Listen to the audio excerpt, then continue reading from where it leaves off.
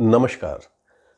आज का विषय मैंने लिया है, क्या आप मांगलिक हैं? मांगलिक क्या होता है? मांगलिक होना क्या होता है और मांगलिक दोष कैसे बनता है? और मांगलिक श्रापित योग कैसे बनता है? आंशिक मांगलिक, पूर्ण मांगलिक और मांगलिक श्रापित दोष ये कैसे पाया जाता है कुंडली के अंदर?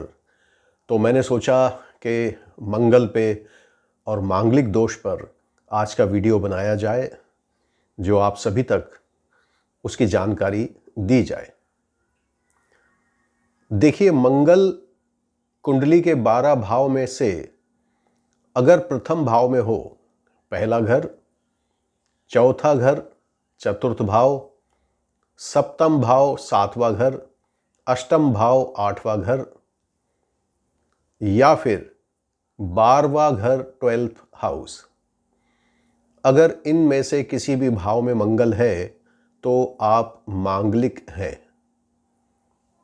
अब इसमें यह देखा जाता है कि मंगल कितना प्रभावशाली है।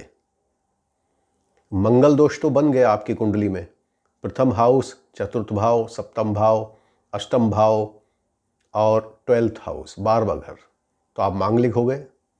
कोई भी आपकी कुंडली देखेगा तो आसानी से कह देगा कि आपको मंगल दोष है। और जी हाँ, ये मंगल दोष बनता भी है और इस मंगल दोष की शांति पूजा होती है।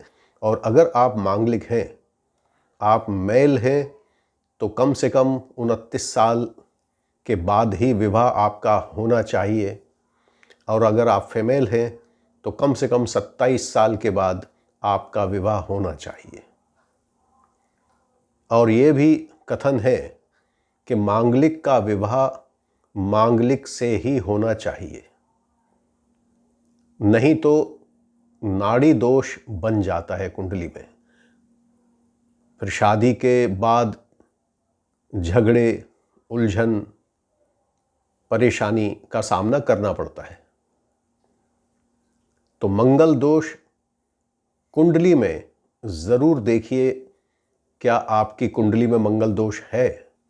और अगर आपके परिवार में किसी का विवाह हो रहा है, शादी का योग बन रहा है, तो भी उसकी कुंडली की जांच पड़ताल करिए कि क्या मंगल दोष है।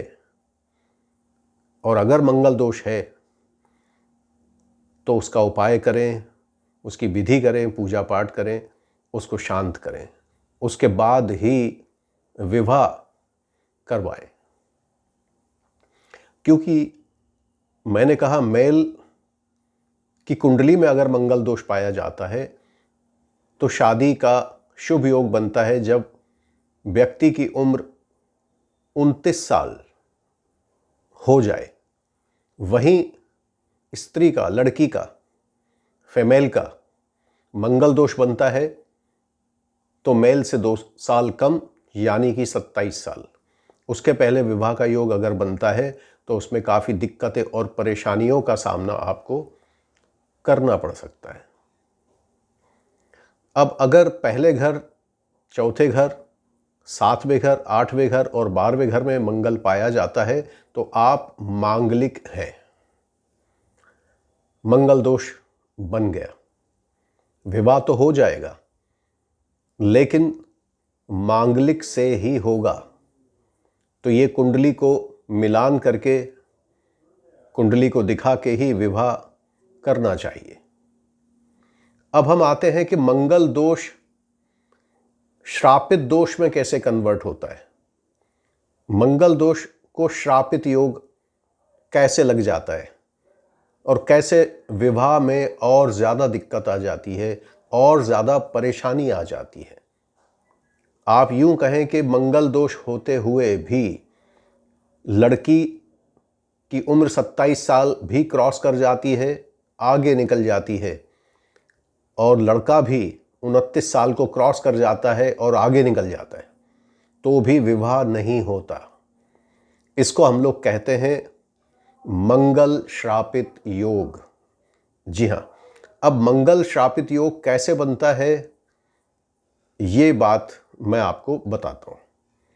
जैसा मैंने पहले कहा वीडियो के शुरू में कि पहला हाउस, चतुर्थ भाव, सप्तम भाव, अष्टम भाव और 12वें घर में अगर मंगल है तो आप मांगलिक हैं। लेकिन साधारण मांगलिक हैं तो आपका विवाह लड़की का 27वें वर्ष और लड़के का 29वें वर्ष में हो जाता है। लेकिन अगर आप श्रापित मंगल दोष से पीड़ित हैं, फिर यह विवाह होने की गारंटी भी खत्म हो जाती है। अब वो श्रापित दोष कैसे बनता है? मंगल के साथ। आज मैं सिर्फ मंगल की ही बात कर रहा हूं। वैसे सप्तम भाव में बहुत सारे खतरनाक योग बन सकते हैं किसी भी हाउस में, लेकिन मैं सिर्फ मंगल के साथ जो कॉम्बिनेशन बनता है प्लैनेट्स का, जो श्रापित योग का कॉम्बिनेशन बनता है, मैं सिर्फ उस पर ही आज बात कर रहा हूं।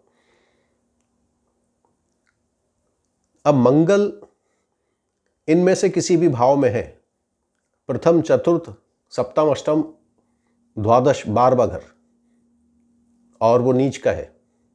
किसी भी हाउस में अगर वो कर्क राशि में है तो मंगल दोष बढ़ जाएगा, क्योंकि मंगल एक तो मांगलिक भी है, ऊपर से वो नीच राशि में भी है।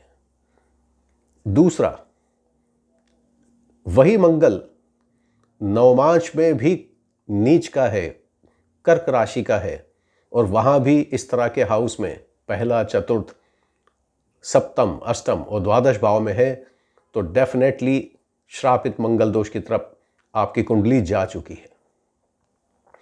अब इससे भी ज्यादा खतरनाक मंगल श्रापित योग बनता है जब मंगल नीच शनि के साथ या नीच राहु या केतु के साथ युति बना के बैठा हो, प्रथम हाउस, चतुर्थ भाव, सप्तम भाव, अष्टम भाव या द्वादश भाव में। वो विवाह होता ही नहीं, अगर होता है तो बार बार टूटता है, क्योंकि इसको कहते हैं भयानक श्रापित योग। इसमें आपके लाखों करोड़ों रुपए खर्च हो जाते हैं और बाद में विवाह असफल हो जाता है, टूट जाता है। इसलिए ग्रह अपनी ताकत रखते हैं, अपना प्रभाव रखते हैं कुंडली में। लोग अनजान हैं या लापरवाह हैं, उनको ये लगता है कि नहीं, आप कर्म करते जाइए, सब कुछ ठीक हो जाएगा। कर्म तो करना ही पड़ेगा आपको। लेकिन अगर मैं आपसे कहूं कि आप अंधेरे में दौड़ लगा दो, यहां अंधेरा है, ये गुफा है, इसमें भागो जम के, कर्म तो आप करोगे लेकिन गिर पड़ोगे। इसलिए कभी भी आप मंगल की जांच पड़ताल अवश्य करवाएं, क्योंकि आज का वीडियो सिर्फ मंगल दोष और मांगलिक सब्जेक्ट पर ही मैंने उठाया है। तो जैसे मैंने कहा, आंशिक मंगल दोष भी होता है। अब आंशिक मंगल दोष किसको कहते हैं? कि मंगल पहला घर, चतुर्थ भाव, सप्तम भाव, अष्टम भाव या 12वें घर में है, लेकिन या तो वो 0 डिग्री से 3 डिग्री के बीच में है, तो वो उस घर का प्रभाव नहीं देगा, वो पीछे के घर का प्रभाव देगा, छठे भाव का। या वो 27 डिग्री क्रॉस कर चुका है तो वो अगले भाव का प्रभाव देगा। अगर सप्तम में होगा तो मांगलिक कहलाएगा, क्योंकि वो अष्टम में जाएगा। लेकिन अगर वो चतुर्थ में या पहले में या द्वादश में होगा, वो 27 डिग्री क्रॉस कर जाएगा, तो वो मांगलिक दोष नहीं कहलाएगा, लेकिन हाँ, आंशिक मांगलिक दोष जरूर कहलाएगा। और मंगल दोष भी कटता है अगर मंगल अपनी मित्र राशि में अच्छी डिग्री, अच्छे मित्र नक्षत्र में बैठा हो और गुरु के साथ युति करके बैठा हो, या गुरु के प्रभाव में हो, या गुरु की दृष्टि में हो और गुरु शुभ हो, या गुरु के नक्षत्र में हो और गुरु शुभ हो, तो मंगल दोष कट जाएगा। फिर आपको परवाह करने की जरूरत नहीं है। भले ही मंगल पहले घर में हो, चतुर्थ भाव में हो, सप्तम में हो, अष्टम में हो या द्वादश भाव में हो, मंगल कुछ नहीं कर पाएगा। लेकिन हाँ, कंडीशन यही है कि मंगल स्वयं अपनी मित्र और अपनी अच्छी राशि या स्वयं की राशि में होना चाहिए, और अगर अपने ही नक्षत्र में है और अपने मित्र के नक्षत्र में है, ऊपर से शुभ ग्रह की उस पर दृष्टि है या युति है, तो भी मंगल दोष कट जाता है। मंगल पर शनि की दृष्टि पड़ना शादी विवाह में अड़चन पैदा करती है, या यूं कहें कि शादी के बाद शादी को तोड़ने का काम भी करती है, और उनमें झगड़े, लड़ाई, मतभेद बहुत ज़्यादा देखे जाते हैं। इसीलिए ये जांच पड़ताल का विषय है कि मंगल और मांगलिक होना क्या होता है। मैंने ये आपको इस वीडियो के ज़रिए बताने की पूरी कोशिश करी है। उम्मीद है आपको ये वीडियो मेरा पसंद ज़रूर आएगा, और अगले किसी अच्छे विषय में एक बार फिर से आपका सामना करूंगा वीडियो के ज़रिए। जब तक आप अपना ध्यान रखें। बहुत बहुत धन्यवाद। Thank you.